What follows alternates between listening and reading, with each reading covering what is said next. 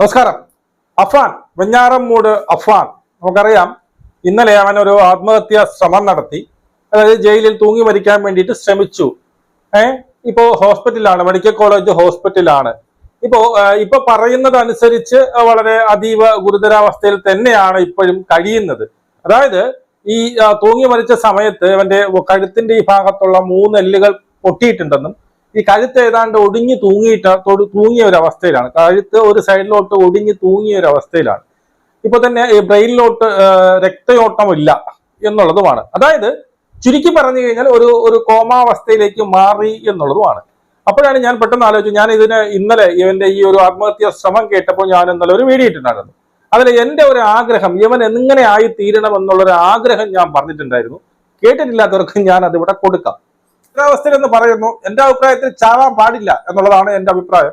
അവിടെ കിടക്കണം, നരകിച്ച് ചാവണം. കാരണം ഇവൻ എന്ത് ചെയ്യണം എന്നറിയാമോ? ഇവന് മരണം പോലും ഇവന് കൊടുക്കരുത്. കാരണം ഇവൻ അവിടെ കിടന്ന് എഴിക്കാൻ ഒരു ശ്വാസം മാത്രം വിട്ടുകൊണ്ട് നരകിച്ച് എല്ലാം കാണാൻ സാധിക്കണം, എല്ലാം അവൻ അറിയാൻ സാധിക്കണം. പക്ഷെ അവനെ കൊണ്ട് ഒന്നും ചെയ്യാൻ സാധിക്കരുത്. ഒരു കോമാവസ്ഥയിൽ അവൻ കിടക്കണം, എന്നാലേ ഇവൻ പഠിക്കത്തില്ല. ഇപ്പൊ തന്നെ ഇവൻ ഇത് കേട്ടല്ലോ, ഞാനിത് ഇന്നലെ പറഞ്ഞതാണ്. ഇവൻ എന്ത് ചെയ്യണം? ഇവന് ഒരു മരണം എന്ന് പറയുന്നത് ഇവന് ഏറ്റവും കുറഞ്ഞ ഒരു ശിക്ഷയാണ്. അതുകൊണ്ട് തന്നെ ഇവൻ മരിക്കാൻ പാടില്ല. ഇവൻ ഇവിടെ കിടന്ന് നരകിച്ച് മരിക്കണം. അതായത് എല്ലാം അറിയാൻ സാധിക്കണം. പിന്നീട് എന്തെങ്കിലും ചെയ്യണമെങ്കിൽ പരസഹായമില്ലാതെ മറ്റൊന്നും ചെയ്യാൻ പറ്റാത്ത ഒരു അവസ്ഥയിലേക്ക് ഇവൻ മാറണം. മനസ്സിലായോ? എല്ലാവരും കൈ നീട്ടി ഓരോന്ന് അപേക്ഷിക്കേണ്ട ഒരു അവസ്ഥയിലേക്ക് വന്നാലേ ഇവന്റെ ശിക്ഷ കറക്റ്റ് ഉള്ളൂ. അങ്ങനെ പെട്ടെന്ന് മരിച്ചു പോകേണ്ട ഒരു വ്യക്തിയല്ല എന്നൊക്കെ ഞാൻ അപ്പോഴത്തെ ഇത് പറഞ്ഞു. പക്ഷെ അതാണ് ഇപ്പോൾ സംഭവിച്ചു കൊണ്ടിരിക്കുന്നത് എന്നുള്ളതാണ്. അതായത് ഇവൻ ഇരിക്കുകയാണ് ചെയ്തത്. അതായത് ഇവർ TV ഒക്കെ കാണാൻ പോയ സമയത്ത് ഇവൻ പുറത്ത് കിടന്ന പിന്നീട് മുണ്ടെന്ന് പറയുന്നു, അകത്ത് കിടന്ന മുണ്ടെന്ന് പറയും, അവൻ ഉടുത്തിരുന്ന മുണ്ടെന്ന് പറയുന്നു, എനിക്കറിയത്തില്ല. അവൻ തൂങ്ങി അവിടെ ഇരിക്കുകയാണ് ചെയ്തത്. കാരണം മേൽക്കൂര ഇല്ലാത്ത ബാത്റൂം, ഈ പറയുന്ന ബാത്റൂമാണ്. അതിനകത്ത് ജനലോ എന്തോ ഭാഗമുണ്ട്. ആ സൈഡിൽ കെട്ടി തൂങ്ങി അവന് പെട്ടെന്ന് ഇരുന്നത്. എങ്ങനെ മരിക്കും, അങ്ങനെ മരിക്കും എന്നൊക്കെ പറയുന്നു, എനിക്കറിയത്തില്ല. അങ്ങനെയാണ് ഇരുന്നത്. അപ്പൊ എന്തായാലും ഇവര് പറയുന്നു അപ്പൊ തന്നെ എടുത്തുകൊണ്ട് ഹോസ്പിറ്റലിൽ പോയെന്നൊക്കെ പറയുന്നു. പക്ഷെ എന്റെ ഒരു അഭിപ്രായത്തിൽ എനിക്ക് തോന്നുന്നത്, ഇവനവിടെ TV കണ്ടുകൊണ്ടിരിക്കുകയായിരുന്നു. TV കണ്ടുകൊണ്ടിരുന്ന കുറച്ച് കഴിഞ്ഞപ്പോൾ ഇവൻ എന്തോ പിന്നീട് മൂത്രമൊഴിക്കാൻ പോകണം എന്നൊക്കെ പറഞ്ഞുകൊണ്ടാണ് ഇവൻ ഇറങ്ങിപ്പോയത്. ഇവൻ അവിടെ പോയി ഈ ഒരു കൃത്യം ചെയ്യുന്നു. ചെയ്തതിനു ശേഷം ഇവര് കുറെ സമയത്തേക്ക് എനിക്ക് തോന്നുന്നു ഇവനെ തിരക്കിയില്ല. ഏതാണ്ട് ഒരു അരമണിക്കൂർ കഴിഞ്ഞതിന് ശേഷമായിരിക്കാം ഇവനെ കാണാനില്ലല്ലോ എന്നുള്ളൊരു തിരക്കൽ ഉണ്ടായത്. അതിനുശേഷം ഏതാണ്ട് അവൻ തീരാനുള്ള ആ ഒരു സിറ്റുവേഷനിലേക്ക് എത്തി. അതിനുശേഷമാണ് ഇവര് എന്ത് ചെയ്തത്? ഈ പറയുന്ന പിന്നീട് ഹോസ്പിറ്റലിലേക്ക് കൊണ്ടുപോയത്. ഇനി ഇതുമായി ബന്ധപ്പെട്ട ഒരു വാർത്ത ഇപ്പം വന്നിട്ടുണ്ട്. ആ വാർത്തയും കൂടി ഞാൻ ഇവിടെ വയ്ക്കാം, അതുകൂടി കേൾക്കാം. തീവ്ര പരിചരണ വിഭാഗത്തിൽ വിദഗ്ധ ഡോക്ടർമാരുടെ പ്രത്യേക നിരീക്ഷണത്തിലാണ് അഫാൻ കഴിയുന്നത്.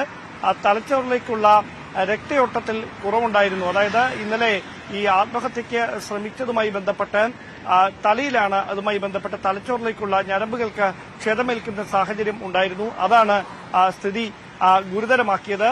എന്തായാലും കൃത്യസമയത്ത് തന്നെ ചികിത്സ ഉറപ്പാക്കാൻ കഴിഞ്ഞു എന്നത് മാത്രമാണ് ജയിൽ അധികൃതർക്ക് ഇതുമായി ബന്ധപ്പെട്ട് നൽകാനുള്ള ഒരു വിശദീകരണം. അതിനപ്പുറത്തേക്കൊരു വീഴ്ച സംഭവിച്ചിട്ടില്ല ഉദ്യോഗസ്ഥർക്ക് എന്നൊരു നിലപാടിലാണ് ജയിൽ അധികൃതർ. അത്തരത്തിലുള്ള റിപ്പോർട്ടാണ് അവർ കൈമാറിയിരിക്കുന്നത് എന്നാണ് അറിയാനും കഴിയുന്നത്. എന്തായാലും ആരോഗ്യനില, അപകടനില തരണം ചെയ്തിട്ടുണ്ട് പൂർണ്ണമായി എന്ന് നമുക്ക് ഈ ഘട്ടത്തിലും പറയാറായിട്ടില്ല. പക്ഷേ പ്രതീക്ഷയ്ക്ക് വകയുണ്ട്. കാരണം വിദഗ്ധ ഡോക്ടർമാരുടെ നിരീക്ഷണത്തിലാണ് കഴിയുന്നത്. വെന്റിലേറ്ററിന്റെ സഹായത്തോടെയായിരുന്നു ഇന്നലെ അഫാന് ശ്വാസം നൽകിയിരുന്നത്. പക്ഷെ ഇന്ന് ആ സ്ഥിതിക്ക് മാറ്റം. എനിക്ക് ഏറ്റവും ചിരി വന്നൊരു കേസ് ഈ റിപ്പോർട്ടില് ജയിലിലുള്ളവർ പറയുന്നതെന്ന് വെച്ച് കഴിഞ്ഞാൽ അവർക്കൊരു വീഴ്ചയും സംഭവിച്ചിട്ടില്ല എന്നാണ് ജയിലിലുള്ളവർ പറയുന്നത്. ജയിലിലെ ഉദ്യോഗസ്ഥർ പറയുന്നത് അവർക്കൊരു വീഴ്ചയും സംഭവിച്ചിട്ടില്ല. എന്തോന്നല്ലേ ഇത്? ഒരുത്തൻ നിങ്ങളുടെ ഇത്രയും സുരക്ഷയുള്ളിടത്ത് ഒരുത്തൻ നിങ്ങളുടെ കൺമുമ്പിൽ വെച്ച് നിങ്ങളുടെ കണ്ണ് വെട്ടിച്ച് പോയി തൂങ്ങിച്ചാത്ത ഈ പറയുന്ന അനങ്ങാനും കൂടി വയ്യാത്ത ഒരു കോമാവസ്ഥയിലേക്ക് മാറി. എന്നിട്ട് നിങ്ങൾ പറയുന്നു എന്താണ് നിങ്ങളുടെ ഒരു വീഴ്ചയും ഇല്ലെന്ന്. ചിരിക്കാതെ എന്ത് പറയാൻ? അപ്പൊ ഈ വാർത്ത കേട്ട് കഴിഞ്ഞാൽ നിങ്ങൾക്ക് മനസ്സിലാവുന്ന ഒരു കേസ് മറ്റൊന്നുമല്ല. ഈ പറയുന്ന എന്താണ് ഇവൻ പണ്ട് ഇന്നലെ വരെ ഈ പറയുന്ന വെന്റിലേറ്ററിന്റെ സഹായത്തോടുകൂടിയാണ് ശ്വസിച്ചുകൊണ്ടിരുന്നത്. പക്ഷെ ഇപ്പം വെന്റിലേറ്ററിന്റെ സഹായം ഇല്ലാതെ തന്നെ ശ്വസിക്കാൻ കഴിയുന്നുണ്ട് എന്നുള്ളതാണ്. മനസ്സിലായോ? അതുമല്ല, ഈ ഒരു പ്രതീക്ഷയ്ക്ക് ഒരു വകയുണ്ട് എന്നും പറയുന്നു.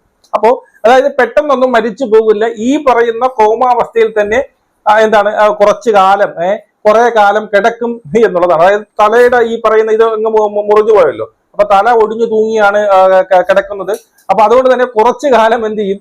യവൻ ഇങ്ങനെ കിടക്കും എന്നുള്ളതാണ്. പക്ഷെ ഒരു വിഷയം എന്ന് വെച്ച് കഴിഞ്ഞാൽ യവൻ ഈ പറഞ്ഞതുപോലെ അവിടെ കിടന്നാലും ഈ പറയുന്ന സർക്കാരിന്റെ ഖജനാവിൽ നിന്ന് തന്നെയാണ് പൈസ പോകുന്നത്. അവനെ ഇനി തീറ്റിപ്പോറ്റി അവനെ ശുശ്രൂഷിച്ചെല്ലാം ചെയ്യേണ്ടത് ഈ സർക്കാർ തന്നെയാണ്. വേറെ ഒരു പ്രതികളുമില്ല. ഇവൻ മാത്രമേ ഉള്ളൂ ആകെ കൂടി ഒരു പ്രതിയായിട്ട്.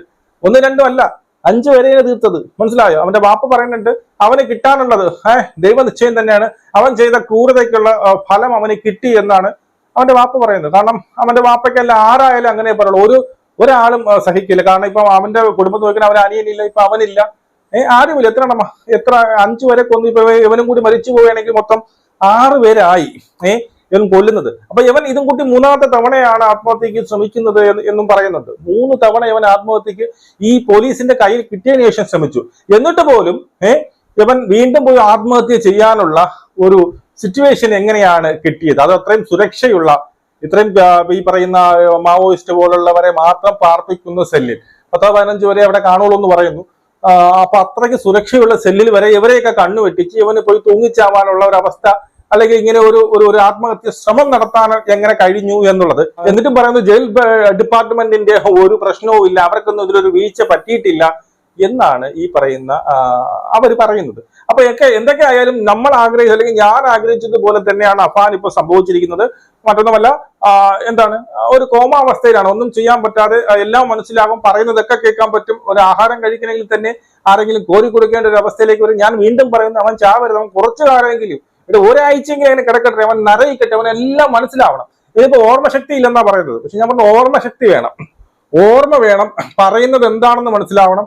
അങ്ങോട്ടും ഇങ്ങോട്ടും നടക്കുന്നതും ഇവിടെ ഈ പറയുന്ന അവന്റെ ചുറ്റുപാടും നടക്കുന്നതൊക്കെ അവന് കൃത്യമായിട്ട് എന്താണെന്ന് അവന് മനസ്സിലാക്കി. എന്നാലേ അവൻ പഠിക്കത്തുള്ളൂ. ഇപ്പൊ ഈ ദൈവം കൊടുത്തൊരു വിധി തന്നെയാണ്. ദൈവം അവന്റെ ജീവൻ പിടിച്ചു പറിക്കാത്തത്. ദൈവത്തിന് വേണമെങ്കിൽ ഇന്നലെ തന്നെ പിടിച്ചു പറിക്കാൻ വരുന്നു, മതി നീ എന്ന് പറഞ്ഞ് പിടിച്ചു പറിച്ച ദൈവം പിടിച്ചു പറിച്ചില്ല. കിടക്കട്ടെ, ഒരു ശകലം, ഒരു ലേശം പിന്നെ ജീവൻ അങ്ങ് ഇട്ടുകൊടുത്തു. നീ ഇവിടെ കിടന്ന് നരകിച്ചു, നീ ചെയ്ത് കൂട്ടിയ കൊടും പാപം അല്ലെങ്കിൽ മഹാപാവങ്ങളുണ്ട്. എത്ര കുടുംബത്തെയാണ് നീ പിന്നെ നാമാവിശേഷമാക്കുന്നത്? നിന്റെ കുടുംബത്തെ മാത്രമല്ല, അല്ലാതെ വീണ്ടും വേറും 3 കുടുംബത്തെ കൂടി നിങ്ങൾ എന്ത് ചെയ്തു? നാമാവിശേഷമാക്കിയിട്ട് ഒരു പെൺകുട്ടി നിന്നെ സ്നേഹിച്ചു എന്നൊരു കുറ്റം മാത്രം ചെയ്തുള്ളൂ. ആ പെൺകുട്ടിയെ പോലും നീ എന്ത് ചെയ്തു? കൊന്നുകളഞ്ഞു. നിന്റെ സ്വന്തം അനിയൻ, അനുജനെ നീ കൊന്നുകളഞ്ഞു. അതുപോലെ തന്നെ പിന്നീട് നിന്റെ കൊച്ചാപ്പ, നിന്റെ ഒന്നും പറയണ്ട. അപ്പൊ അതുപോലെ ഇത്രയും ക്രൂരത കാണിച്ചു നീ ഇതൊക്കെ കണ്ട് നീ ഈ ചെയ്തതൊക്കെ നീറി വെന്ത് ഉരുകി നീ ഒരു മരണത്തിന് വേണ്ടിയിട്ട് നീ കേഴണം. നീ നിന്റെ ദൈവത്തിനെ വിളിച്ചിട്ട് എങ്ങനെയെങ്കിലും എനിക്കൊന്ന് മരണം തരണേ എന്ന് പറഞ്ഞ് നീ കേഴണം, നീ മോങ്ങണം, നീ യാചിക്കണം. എന്നിട്ട് പോലും നിനക്ക് മരണം കിട്ടരുത്. നീ മരണം ഇല്ലാതെ, മരണത്തിന് വേണ്ടി യാചിച്ച് അതുപോലും നിനക്ക് കിട്ടാതെ നീ നരകിച്ചു കിടക്കണം എന്നുള്ളതാണ് എന്റെ ആഗ്രഹം. അത് തന്നെയാണ് ഇപ്പൊ സംഭവിക്കാൻ പോകുന്നത് എന്നാണ് എനിക്ക് മനസ്സിലാവുന്നത്. നിങ്ങളുടെ അഭിപ്രായം നിങ്ങൾ കമന്റ് രേഖപ്പെടുത്തൂ. നമുക്ക് ഇവിടെ കാണാം. ജയ് ഹിന്ദ്.